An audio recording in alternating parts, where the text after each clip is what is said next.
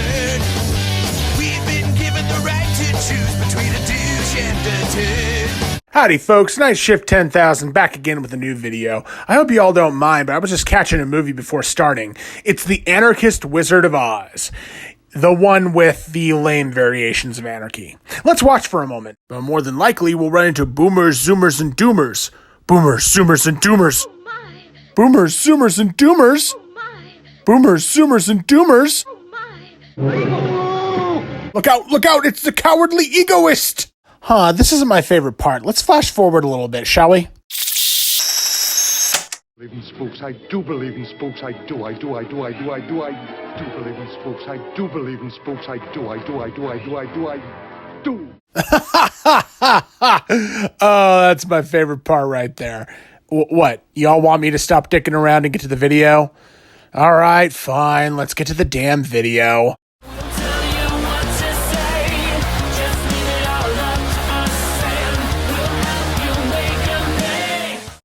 Much better. So, the Democratic primaries are almost over and done with. Like a tsunami blue wave of leftist tears receding back, we are watching this massive clusterfuck come to its final conclusion. Thank merciful God.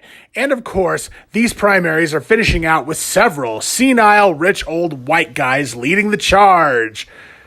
God, what happened to the Dems being the party of the young and virile? Out of all the would-be Andrew Yangs and Tulsi Gabbards out there, the Dems chose a rich senile old dude, a rich senile old dude, and another rich senile old dude to be their frontrunners in this election. Wow, I guess the Dems wanted their own party to have no chance at all of defeating Trump in 2020, did they? Now, from what I hear, Bloomberg is out, but they've still got Bernie and oh, wait. So, as it stands now, all the interesting candidates are out, and we are just left with this. We hold these truths to be self-evident. All men and women created by you know the thing. Poor kids are just as bright and just as talented as white kids. If you agree with me, go to Joe 30330 and help me in this fight. Thank you very much. Democrats. This was your best foot forward. This is it. God, has the Democratic Party just given up? Well, I'm not surprised with the last 4 years these morons have been having, but let's take a quick look at things here, just for clarity. Surprisingly enough, the whole campaign started out okay. Lots of young blood candidates with some new ideas. Even as imbecilic as they were still new and inventive even for the Dems. Sadly, though, these youngins wouldn't even have a chance to fuck up their lives with shit initiatives that would kill their reputations, as the party of the new would soon choose a bunch of AARP subscribers that were pretty much using iron lungs and Viagra to keep their hearts going. First off, there's Bloomberg, who became the literal proof that you cannot buy an election, whose presidential campaign was not that much unlike Biden's, but somehow he couldn't pull off the votes to surpass Biden. Why is this, you may be asking?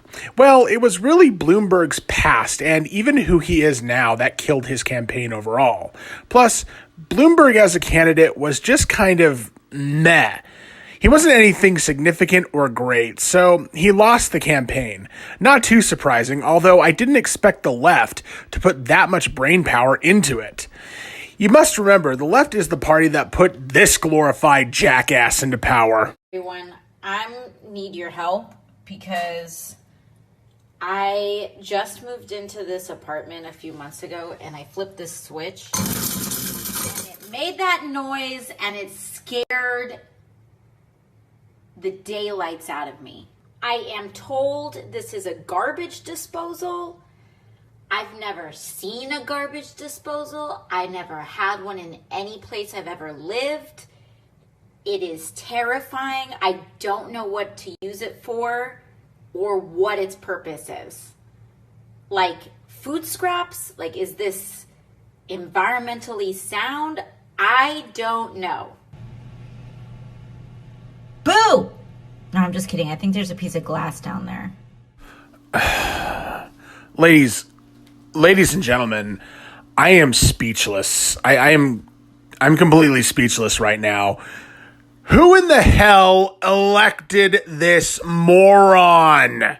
Next up, there's Uncle Bernie Crypt Keeper, who, between celebrating breadlines and mass grave regimes, was preaching the gospel of democratic socialism, which is idiotic for many reasons, including the handing all power over to government, net financial losses across the board, the reduction of innovation in society, the massive increase in taxes and government spending, and much, much more. And Bernie supports all of it. But for some reason, all of these count as positives in the eyes of many young voters, more than likely because they've never paid taxes a day in their lives or learned anything from history.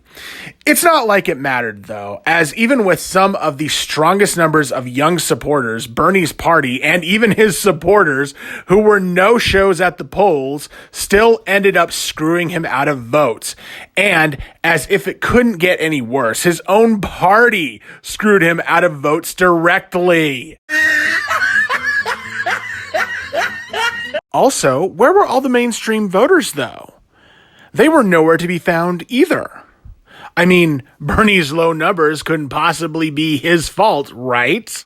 Bernie acknowledged that 6.5 million Americans are paying Obamacare tax fines because they can't afford insurance. So they can't afford health insurance, and then the IRS comes in and fines them. And he says, gosh, I don't agree with that.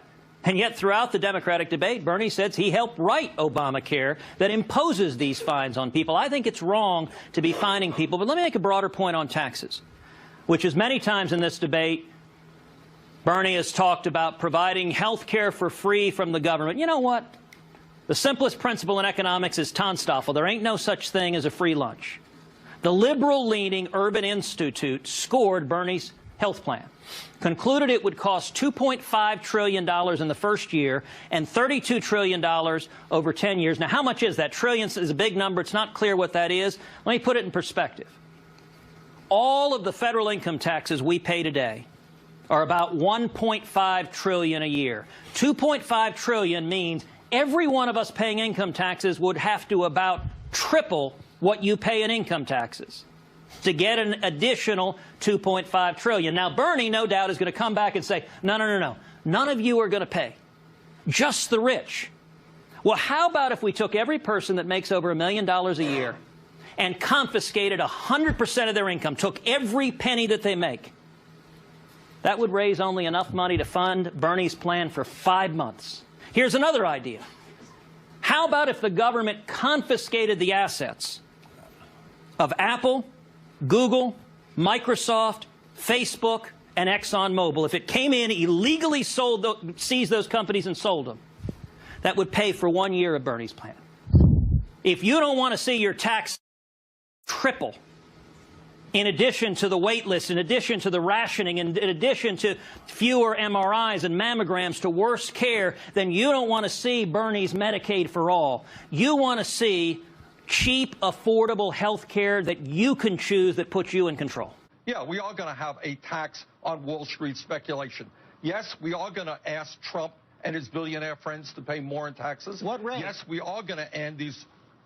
We'll come up with that rate, but it'll be a damn lot higher than it is right now. In taxes, that has got to change. You said a damn bit more. Previously, you'd been asked if a 90% marginal rate is certainly too high, and you said no. So how high are you willing to go on that top marginal rate? Are we talking 50%, 60%? Well, we're working, George, this is what we are working on right now. We're going to end the loophole that allows large corporations to stash their money in the Cayman Islands and in some cases avoid pay all federal income taxes. We are going to raise the estate tax, the needs of working families and the middle class. So no tax hikes below the top 1%? No tax hikes below the top 1%?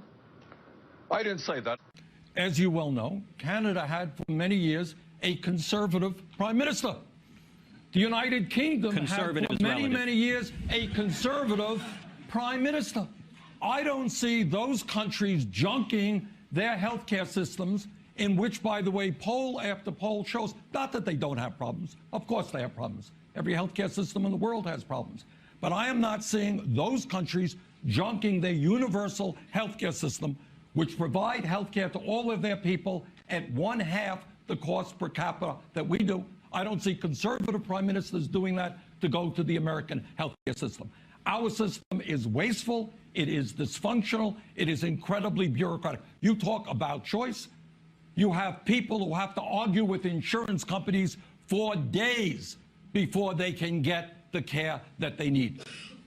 See, Bernie, you say wasteful, and I say people exercising free choice. You're right. We could cut costs here if we do like Europe and cut the number of MRIs, the number of mammograms. If we cut, you look at the elderly in much of Europe. The elderly here, when the elderly face life-threatening diseases, they're often treated in the intensive care unit. In Europe, they're often put in palliative care, essentially doped up with some drugs and said, well, now is your time to go. Oh. I don't expect the government to be saying that. And let me give, since you laughed at that, let's actually talk facts, because facts matter. Yeah. So let's talk about, for example, a couple of stories from the United Kingdom. In Glasgow, Scotland, the Queen Elizabeth University Hospital was so overburdened this past January, it turned away 3 women who were in labor because they couldn't take care of them. In Worcester, England, a man was left on an ambulance gurney for 5 hours before his heart attack was diagnosed. And he waited 7 hours before he received a stent and angioplasty. In a hospital in Essex, doctors twice canceled a potential life-saving surgery for a patient with esophageal cancer because there were no free beds in the intensive care unit. One more example in Wales. An 82-year-old woman who had fallen waited 8 hours on the floor before an ambulance arrived. Her daughter sat beside her, and the ordeal described it as one of the longest nights of our life. This is what happened when government takes over health care. Every example on earth. The result is rationing and waiting periods, and you, the citizens, being told, no, you can't have the health care you want and deserve. My question is this. I'm a business owner, and we just keep getting kicked in the teeth by this administration. It's regulation after regulation and tax upon tax. What Donald Trump does understand is the complexities of business and, to reward the person who takes the risk. So really, my question is, this country was founded on entrepreneurship. Why is this administration so against the business owner? Please tell me. I don't think this administration, the Obama administration you're referring to, is so against the business owners. When you talk about tax increases, yeah, Obama did. I don't know your income, and I'm not concerned about your income.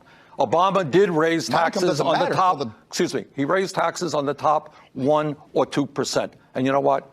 I would have gone further. I think the wealthiest people in this country are doing phenomenally well. 52% of all new income generated today goes to the top 1%. So you and I may have a difference. But yeah, I do believe that billionaires and multimillionaires should be paying more in taxes. I'm a business owner. I'm not a multimillionaire. I'm not a billionaire. Okay? I mean, you haven't lived until you put a payroll on your credit card. This is the reality of the backbone of this country. Well, the backbone of this country, I think we should support entrepreneurship. I think we should support small business.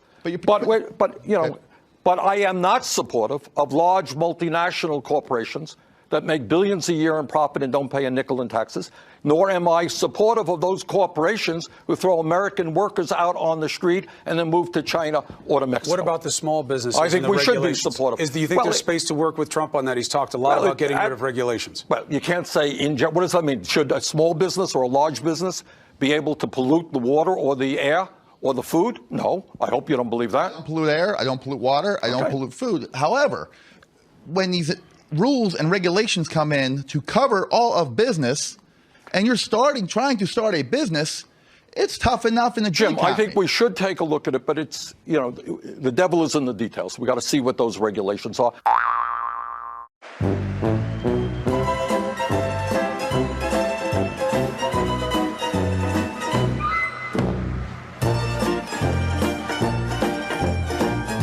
And instead of getting out to vote, as is the mantra of so many these days, all the Bernie bros were sitting at home in mommy and daddy's basements, simping over shit like this. Whatever you say, boomer. Okay, boomer. Yeah, boomer. Whatever you say, boomer. Okay, boomer. Yeah, boomer. Whatever you say, boomer. Bernie Sanders is a boomer. Fuck you! Gets him every time. Fighting the world every single day. Yeah, fighting the world for the right to play.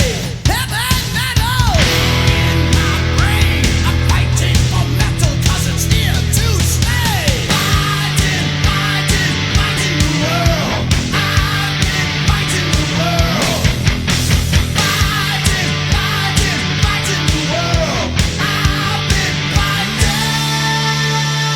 Fight for the living, fighting the world. Fight. Well, I'll see y'all next time in a new video. And I gotta start looking up and being more positive. I mean, my next video topic couldn't possibly be worse than this, right?